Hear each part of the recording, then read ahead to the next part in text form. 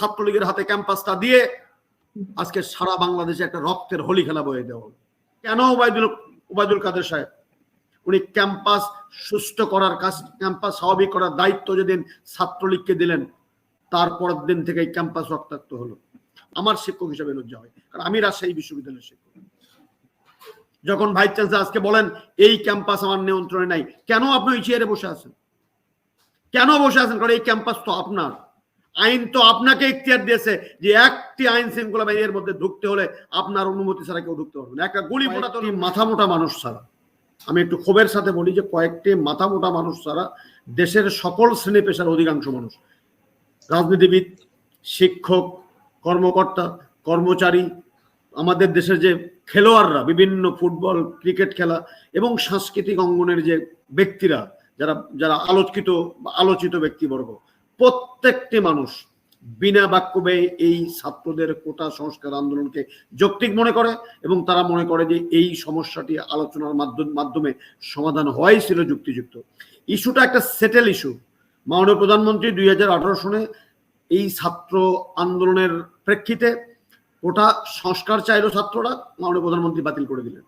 সেটা নিয়ে কোর্টে মামলা হলো। ছাত্ররা চাইলো একটি প্রশাসনিক একটি ঘোষণা তারা চাইলো। অথচ সরকার গত 16টি বৎসর যেভাবে বিরতি মত দমন করার জন্য ডান্ডা মেরে ঠান্ডা করা যে একটা নীতি নিয়ে এলো, সেই নীতি আমার এই কমলমতি শিক্ষার্থীদের প্রতি একই নীতি গ্রহণ করতে গিয়ে সারা দেশের শিক্ষাঙ্গনে এক ধরনের দীর্ঘমেয়াদী অচল অবস্থার সৃষ্টি করা হলো, যেটি কোনোভাবেই গ্রহণযোগ্য নয়, কোনোভাবেই কাম্য নয়। খুব ছোট্ট একটি বিষয়, খুব ছোট্ট। কেউ মুক্তিযোদ্ধা কোটা বাতিল করতে বলেনি, কেউ মুক্তিযোদ্ধার সন্তানদের কোটা বাতিল করতে বলেনি, আমি অন্তত শুনিনি। কিছু কিছু তথাকথিত সুশীল, তথাকথিত মিডিয়া ব্যক্তিত্ব যারা তালকে তিল বানিয়ে এই আমার কমলমতি সন্তানদের বৈধ বা যৌক্তিক দাবিকে বিতর্কিত করার জন্য তারা বিভিন্ন সময় এই কথাগুলো নিয়ে আসছে। কিন্তু আমি এখন পর্যন্ত তাদের কোনো বক্তব্যে, তাদের কোনো লেখালেখিতে, তাদের কোনো প্রেস কনফারেন্সে একবারের জন্য শুনিনি যে মুক্তিযোদ্ধাদের কোটা বাতিল করতে হবে। তারা বলেছিল স্বাধীনতার 53 বছরে মাত্র 3% লোকের জন্য 56% কোটা, আর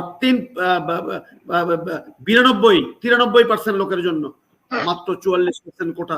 অতএব এই দাবিটি যৌক্তিক কারণে বা বর্তমান বাস্তবতায় এটিকে পুনর্বিবেচনা করে কোটাটাকে 10 থেকে 15% বা 10 থেকে 20%-এর মধ্যে যদি রাখা যেত, তাহলে বোধহয় আমার এই সন্তান তুল্য ছাত্ররা কখনো ক্ষুব্ধ হতো না। তারপরে ভালো কথা তারা আবেদন করলো এবং আমার এখন পর্যন্ত গত 16 তারিখের আগ পর্যন্ত মনির আমি খুব সচেতনতার সাথে, সাবধানতার সাথে আমি এই গতি প্রকৃতি দেখার চেষ্টা করেছি। আমার ছাত্ররা রাস্তা অবরোধ করেছে, সমস্যা হয়েছে, রোগীরা হাসপাতালে যেতে পারেনি, অফিসগামী লোকেরা অফিসে যেতে পারেনি। হ্যাঁ সত্য, একদমই সত্য। কিন্তু তারা তো একটা গাড়িতে কোনো ঢিল ছোড়েনি, একটা আইন শৃঙ্খলা বাহিনীর দিকে তো একটি তেরে তারা যায়নি, কাউকে গায়ে হাত দিয়েছে এমনটা তো ঘটেনি। তাহলে কেন ওবায়দুল কাদের সাহেব উনি ক্যাম্পাস সুষ্ঠু করার কাজ, ক্যাম্পাস স্বাভাবিক করার দায়িত্ব যেদিন ছাত্রলীগকে দিলেন, তারপরের দিন থেকে ক্যাম্পাস রক্তাক্ত হলো? উনি কি জানতেন না যে এই ছাত্রলীগ গত 17 বছরে কোনো একটি ছাত্রকে কোনো বিশ্ববিদ্যালয়ে শান্তিপূর্ণভাবে বসবাস করতে দেয়নি?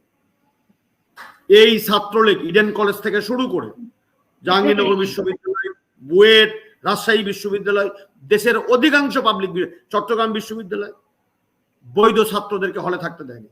কারণে অকারণে তাদের প্রতি নির্যাতন করেছে, তাদের বিছানা বইপত্র আগুন দিয়ে পুড়ে দিয়েছে। আমাদের পদলেহনকারী ভাইস চ্যান্সেলররা, যারা প্রশাসনের পদলেহন করতে করতে একটা পাপিটে পরিণত হয়ে গেছে, যারা মাজা সোজা করে কথা বলতে পারে না। আজকে ঢাকা বিশ্ববিদ্যালয়ের ভাইস চ্যান্সেলর যখন বলেন যে ক্যাম্পাস আমার নিয়ন্ত্রণে নাই, এই কথা বলার পর তোমরা পদত্যাগ করলে আমি খুশি হতাম, আমি শিক্ষক হিসেবে সম্মানিত হতাম, গর্বিত হতাম যে আমার একজন সহকর্মী বিশ্ববিদ্যালয়ের 73-এর অধ্যাদেশ বঙ্গবন্ধু শেখ মুজিবুর রহমান দিয়েছেন, অবারিত স্বায়ত্তশাসন। সেই স্বায়ত্তশাসিত বিশ্ববিদ্যালয় যখন বন্ধ করে ইউজিসির প্রজ্ঞাপনের মাধ্যমে, লজ্জা ওনার হয় কি না হয় আমি জানি না, আমার শিক্ষক হিসেবে লজ্জা হয়, কারণ আমি রাজশাহী বিশ্ববিদ্যালয়ের শিক্ষক। যখন ভাইস চ্যান্সেলর আজকে বলেন এই ক্যাম্পাস আমার নিয়ন্ত্রণে নাই, কেন আপনি ওই চেয়ারে বসে আছেন? কেন বসে আছেন? কারণ এই ক্যাম্পাস তো আপনার, আইন তো আপনাকে ইখতিয়ার দিয়েছে যে একটি আইন শৃঙ্খলা বাহিনীর মধ্যে ঢুকতে হলে আপনার অনুমতি ছাড়া কেউ ঢুকতে পারবে না। একটা গুলি ফোটাতে হলে অনুমতি নিতে হবে, একটা টিয়ার সেল ফোটাতে হলে অনুমতি নিতে হবে। কেন আপনি এই অসহায়ত্ব প্রকাশ করেন? আপনার ছাত্রদের প্রতি মুহুর্মুহু গ্রেনেড হামলা করা হলো, 6টি তাজা প্রাণ ঝরে গেল। আপনার একজন মোল্লা সাহেব 71 বিজয় 71 হোস্টেলের সামনে তিনি তাক করে অস্ত্র হাতে গুলি করছেন, আজ পর্যন্ত তাকে গ্রেপ্তার করা গেল না। অথচ আমার নিরপরাধ সন্তানকে আইন শৃঙ্খলা বাহিনী যখন গ্রেপ্তার করে থানায় নিয়ে যায়, শিক্ষকদেরকে গিয়ে উদ্ধার করতে হয়, তখন তারা ক্ষুব্ধ হয়। মনির এটি মনে করার কোনোই কারণ নাই যে আজকের যে সাধারণ ছাত্ররা শুধুমাত্র কোটা সংস্কারের জন্য আন্দোলন করছে, এই ক্ষোভটি শুধুমাত্র কোটা সংরক্ষণের জন্য, বিষয়টি এমন নয়। গত 15 বছরের 16 বছরের পঞ্জীবিত ক্ষোভ, ভোট না দেওয়ার ক্ষোভ, অর্থ পাচার করার ক্ষোভ, বঞ্চনার ক্ষোভ, চাকরি না হওয়ার ক্ষোভ, দ্রব্যমূল্যের ক্ষোভ, কর্মসংস্থান সংকুচিত হওয়ার ক্ষোভ, এবং এই যে শ্রেণী বৈষম্য, যে অধিকাংশ নেতারা, আমি সকল রাজনৈতিক দলের কথা বলছি, তাদের সন্তানরা এই দেশে লেখাপড়া করে, বুকে হাত দেয় কেউ বলতে পারবেন? সবার অধিকাংশ সন্তানরা তো লেখাপড়া করে বিদেশে, যার কারণে ছাত্রলীগের হাতে ক্যাম্পাসটা দিয়ে আজকে সারা বাংলাদেশে একটা রক্তের হোলি খেলা বয়ে দেওয়া। কেন? এরা আমার সন্তান না? আমি যদি তর্কের খাতিরে, যুক্তির খাতিরে ধরে নেই আমার সন্তানরা অন্যায় করেছে, তাহলে আমার সন্তানকে শাস্তি দেওয়ার জন্য আমি পাড়ায় থেকে মাস্তান ভাড়া করে নিয়ে আসবো, টোকাই ভাড়া করে নিয়ে আসবো, দেশে হেলমেট পরিয়ে বিরানি রাতের অন্ধকারে রাজু ভাস্কর্যের সামনে বিরানি খাইয়ে তাদেরকে শক্তি সামর্থ্যবান বানিয়ে আমি হলে হলে পাঠাবো আমার সন্তান তুল্য, মা তুল্য সন্তানদেরকে নিগৃহীত করার জন্য? এটাই রাজনীতি? আজকে ক্যাম্পাস থেকে ছাত্রলীগ বিতাড়িত, এটা ভাবতে হবে আওয়ামী লীগকে, যে এত বড় একটি ঐতিহ্যবাহী সংগঠন, যাদের অবদান আছে স্বাধীনতা যুদ্ধে, 52 ভাষা আন্দোলনে, 69 গণ অভ্যুত্থানে এবং সর্বোপরি এরশাদ বিরোধী আন্দোলনে, তাদেরকে আজকে কেন সাধারণ ছাত্রদের তোপের মুখে পড়ে ক্যাম্পাস ত্যাগ করতে হয়? কেন? এই ক্ষোভটি শুধুমাত্র কোটার ক্ষোভ না, এই ক্ষোভটি হলো ছাত্রদের প্রতি গত 17 বছর যে জুলুম চালানো হয়েছে, এই কমন্ডম সংস্কৃতির নামে বা মিছিলের নামে বা হলের সিট বাণিজ্যের নামে, এগুলোর যদি প্রতিকার করত প্রশাসন, এবং সেই সময় প্রশাসন যদি সাধারণ ছাত্রদের পক্ষ থাকতো, তাহলে আজকে এই ছাত্রলীগ, এই সরকারের ছাত্র সংগঠন এরকমটি হতে পারতো না। আর এরকমটি হয়েছে আজকে কোটা থেকে এই যে এই জায়গায় চলে গেল। আপনি হেলমেট বাহিনী কোত্থেকে আসলো?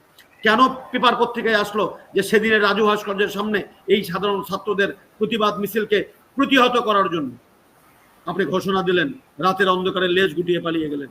16টি বছর রাজশাহী বিশ্ববিদ্যালয়ে যারা ত্রাসের রাজত্ব কায়েম করলো, কোনো ভিন্ন মতাবলম্বী একটি ছাত্রকে হলে থাকতে দিল না, তারা কেন লেজ গুটিয়ে পালিয়ে গেল?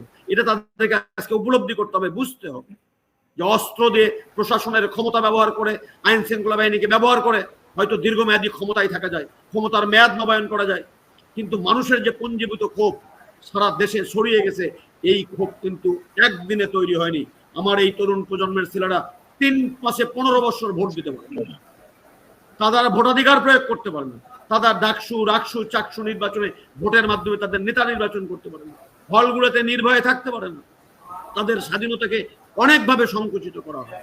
আজকে শুধু এই জায়গায় নয়, আজকে মেয়েদের হল পর্যন্ত, আজকে মেয়েদের যে সারা বাংলাদেশের দেশগুলো দেখছিলাম, তারা আজকে দাবি তুলেছে ছাত্র রাজনীতি চিরতরে নিষিদ্ধ করতে হবে। আমি আজকে দেখছিলাম যে ছাত্ররা মাননীয় ভাইস চ্যান্সেলরের কাছে 4 দফা স্মারকলিপি দিয়েছে। প্রথম দফাই হলো যে বিশ্ববিদ্যালয়ের ছাত্র রাজনীতি বন্ধ করতে হবে। আজকে ঢাকা বিশ্ববিদ্যালয়ের বিভিন্ন হলে আমরা দেখছিলাম যে প্রভোস্টরা কিসের ভিত্তিতে দিয়েছে আমি জানি না, যে ছাত্র রাজনীতি বন্ধ। এই যে ছাত্র রাজনীতিকে কলুষিত করার জন্য বা বাংলাদেশে বিরাজনীতিকে করানোর যে একটা প্রক্রিয়া শুরু হলো 111-এর মধ্য দিয়ে, যে 111-এর সরকার, বর্তমান সরকারের আন্দোলন ফসল বলে ঘোষণা দিল, সেই বিরাজনীতিকরণ দীর্ঘমেয়াদে আরো সামনের দিকে নিয়ে যাওয়ার একটি ষড়যন্ত্রের অংশ কিনা, ছাত্রদের প্রতি হামলা করা, তাদের প্রতি নির্যাতন করা, তাদের প্রতি গুলি করা, এবং আইন শৃঙ্খলা বাহিনী কালকে এবং আজকে যে তাণ্ডবটা চালাতো, আমি শুধু বলতে চাই, অনুরোধ করতে চাই করজোরে একজন পিতা হিসেবে, যে আমার সন্তানদের দিকে আর একটি গুলি ছুড়েন না, একটি টিয়ার সেল ছুড়েন না, একজনকেও গ্রেপ্তার করেন না। এদের যদি প্রয়োজন হয় আপনারা ডাকুন, আলোচনার টেবিলে বসুন, সমাধান করুন। জেদ করে সরকার যত জেদ করুক না কেন, ওবায়দুল কাদের সাহেব অনেকটাই ফাঁকা বলিতে পরিণত হয়ে গেছেন, নিয়ন্ত্রণ হারিয়ে ফেলেছেন।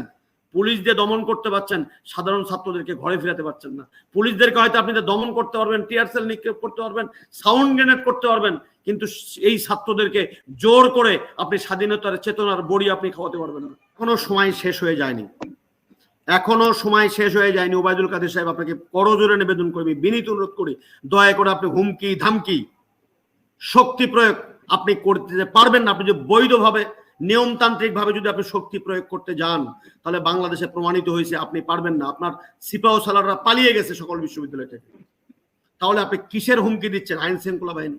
আপনি কিসের হুমকি দিচ্ছেন? ক্ষমতার, দাম্ভিকতার। এটিও কিন্তু বেশি দিন টেকে না, বালির বাঁধের মতো কিন্তু ধসে পড়বে। বরং চেষ্টা করুন এই কমলমতি সন্তানদেরকে বুঝাতে যে স্বাধীনতার প্রকৃত চেতনার বাংলাদেশ মানে হলো বঞ্চনা মুক্ত বাংলাদেশ। স্বাধীনতার প্রকৃত চেতনার বাংলাদেশ মানে হলো বন্দুকের নখ গুলি করা নয়, বরং সুষম সবার জন্য আইন সমান করা। স্বাধীনতার মূল্যবোধের চেতনার বাংলাদেশ হলো মানুষের গণতান্ত্রিক অধিকারকে নিশ্চিত করা, পরমত সহিষ্ণুতা। আপনি কারো মতামতকে আপনি শ্রদ্ধা করেন না, বিরোধী দলের মতামতকে শ্রদ্ধা করেন না, ছাত্রদের মতামতকে শ্রদ্ধা করেন না, শ্রমিকদের মতামতকে শ্রদ্ধা করেন না, শিক্ষকদেরকে আপনি তুইতুকারি করেন। এগুলো কোনো ভালো লক্ষণ নয় একটি সমাজের জন্য। আজকে গোটা সমাজটাকে দুভাগ করে ফেলে দিয়েছে। মুক্তিযুদ্ধে এই দেশের গর্বিত সন্তান 1% লোক বা 0.5% লোক রাজাকার ছিল স্বাধীনতার যুদ্ধে, আমরা ঘৃণা করি তাদেরকে।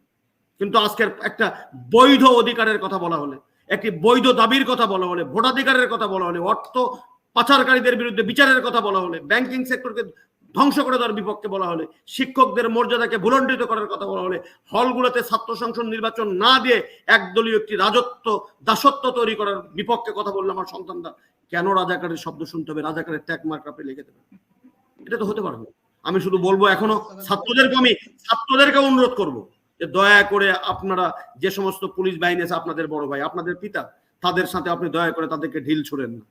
আর পুলিশদেরকে আমি অনুরোধ করবো যে এই কৃষকের সন্তান যারা আমার দেশের আমাদের দুমুঠা দুবেলা খাবার দেয়, সেই কৃষকরা ভালো নেই। কারণ এই কৃষকদের সন্তান অধিকাংশ পাবলিক বিশ্ববিদ্যালয়ে পড়ে, শ্রমিকদের সন্তান পাবলিক বিশ্ববিদ্যালয়ে পড়ে, পিছিয়ে পড়া মানুষের পাবলিক বিশ্ববিদ্যালয়ে পড়ে। তাদের দিকে গুলি তাক করলে আমার এই কৃষক বাবা মার কষ্ট হয়, আমার এই কৃষক বাবা মার যন্ত্রণা হয়, তাদের চোখের পানি ঝরে। অতএব দয়া করে গুলি না করে এই কোটা সংস্কার আন্দোলনের যারা সংগঠক, তাদেরকে নিয়ে আলোচনার টেবিলে বসুন, তাদের কথা মনোযোগ দিয়ে শুনুন, পরম আদরে যত্নে তাদেরকে বুকে জড়িয়ে দিন, যদিও অনেকটা রক্ত ঝরিয়েছেন।